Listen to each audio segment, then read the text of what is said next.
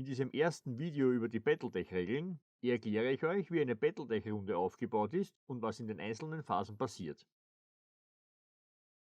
Jede Battletech-Runde beginnt mit der Initiativphase.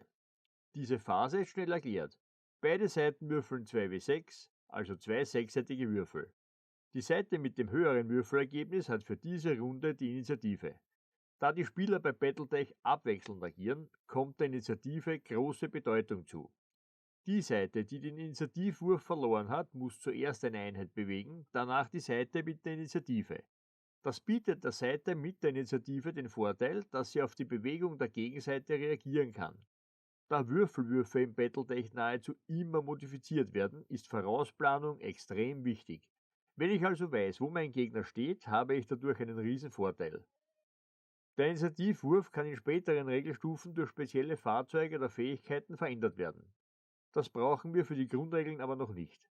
Tatsächlich ist der Initiativwurf der Moment mit dem höchsten Glücksfaktor im Spiel, da du als Spieler auf seinen Ausgang keinen Einfluss hast, womit sich Battletech in dieser einen Sache nicht von den meisten anderen Tabletop-Systemen unterscheidet. Die erste Phase, in der dein Können als Spieler gefragt ist die Bewegungsphase.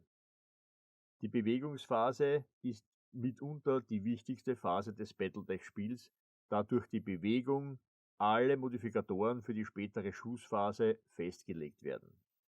In der Bewegungsphase muss jeder Einheit auf dem Spielfeld eine Bewegungsaktion zugeordnet werden. Seite 1 wählt also eine Einheit aus und bewegt sie. Das kann auch Standing Still sein, also die Option, eine Einheit nicht zu bewegen. Das kommt vor allem bei schweren und überschweren Mechs und Panzern vor, da diese Maschinen meistens schlechte Bewegungswerte haben und daher eher aus guter Deckung heraus ihre oft beträchtliche Feuerkraft ins Spiel bringen. In der Spielerumgangssprache wird das als Campen bezeichnet. Danach wählt die Gegenseite eine Einheit und bewegt sie. Oder eben auch nicht.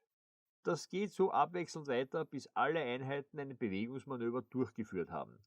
Sollte eine Seite mehr Einheiten haben als die andere, was durchaus häufig vorkommt, bewegt die zahlenmäßig stärkere Seite mehrere Einheiten gleichzeitig, und zwar so gleichmäßig wie möglich auf alle Bewegungsschritte verteilt. Die letzte Einheit bewegt aber in jedem Fall immer die Seite mit der höheren Initiative. Dadurch kann aber zahlenmäßige Überlegenheit den Verlust der Initiative teilweise ausgleichen. Man muss eben bei der Zusammenstellung seiner Truppen die Vor- und Nachteile abwiegen. Die eigene Bewegungsphase für Flieger lasse ich hier erst einmal aus, da sie zu einer fortgeschrittenen Art der Simulation gehört und ich das in eigenen Videos abhandeln werde.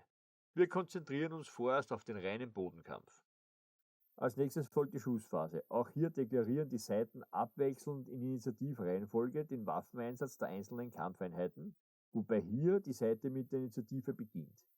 In 90% der Fälle könnte man eine Seite alle Kampfeinheiten zuerst deklarieren lassen und dann die andere. Es gibt aber Situationen, wo über die Auswirkung von Gelände auf den Feuerkampf entschieden werden muss, und dann ist es wichtig, wer gerade dran ist. Wichtig ist aber, dass in der Schussphase alles gleichzeitig passiert. Wenn also ein Mech zerstört wird, kann er immer noch seine Schussphase ausführen, bevor er aus dem Spiel entfernt wird. Man kann also eine feindliche Einheit nicht ausschalten, bevor sie zum Schießen kommt.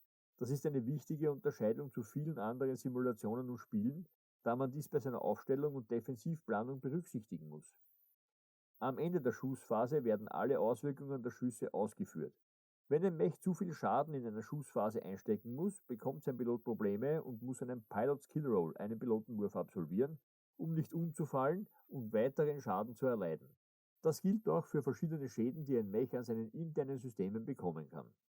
Nach der Schussphase folgt die Nahkampfphase. Jetzt können die Mech-Piloten und Pilotinnen ihre Fähigkeiten wirklich demonstrieren. Mechs können anderen Kampfteilnehmern auf alle möglichen Arten im Nahkampf Schaden zufügen. Einige sind dabei auch mit einem Risiko für den ausführenden Mech verbunden, verursachen dabei aber meistens mehr Schaden. Wichtig ist jedoch, dass ein Mech die Schussphase für die meisten Nahkampfattacken aufrecht stehend überstehen muss. Daher ziehen nahkampfstarke Mechs, die sich in einer günstigen Position befinden, mehr Feuer als schlechter positionierte Gegner. Natürlich können auch die anderen Kampfteilnehmer Nahkampfattacken ausführen, allerdings sind ihre Möglichkeiten eher begrenzt. So können Panzer zum Beispiel nur Rammattacken ausführen. Nicht zu unterschätzen sind jedoch die Nahkampfmöglichkeiten von Infanterieeinheiten. Diese können oft die Panzerung umgehen und gleich kritischen Schaden anrichten. Die abschließenden Phasen, Hitze- und Endphase, werden in der Spielpraxis meistens zusammengefasst. Ich werde sie daher auch gemeinsam abhandeln. Hitze ist ein Problem, mit dem Mechs kämpfen müssen. Panzer funktionieren nach anderen Regeln. Jede Bewegung eines Mechs erzeugt Wärme. Jede Waffe, mit Ausnahme des Maschinengewehrs, erzeugt bei ihrem Einsatz Wärme. Die Möglichkeit, diese Wärme abzuführen, stellt für viele Mechs eine Einschränkung dar. Daher muss für jeden Mech die erzeugte Wärme in dieser Runde festgestellt und dann mit den vorhandenen Wärmetauschern gegengerechnet werden. Das klingt jetzt kompliziert, wird aber in der Praxis sofort bei der Erzeugung der Wärme festgehalten. Üblicherweise kennt man seinen Wärmezustand also schon nach der Feuerdeklaration und muss ihn nur mehr um mögliche kritische Treffer verändern. Die übrige Wärme nennt man Overheat und ist die eine böse Sache, die man unbedingt vermeiden soll. Es gibt Spieler, die ohne Bedenken auch in höhere Overheat-Bereiche gehen. Meine Erfahrung sagt mir aber, dass Mechs mit Overheat in der nächsten Runde arge Probleme bekommen oder sich zum Abkühlen aus dem direkten Gefecht zurückziehen müssen. In beiden Fällen habe ich die Kampfkraft nicht zur Verfügung, was nicht gut sein kann. Piloten, die während der Initiativphase aufgrund von Verletzungen bewusstlos waren, können jetzt versuchen aufzuwachen. Dieser Wurf ist von den bisher erlittenen Verletzungen abhängig und wird nicht modifiziert. Das war eine Battletech-Runde. Im nächsten Video werfen wir einen genaueren Blick auf ein Mech Record Sheet, den Datenbogen, den du als Spieler oder Spielerin für jeden Mech benötigst.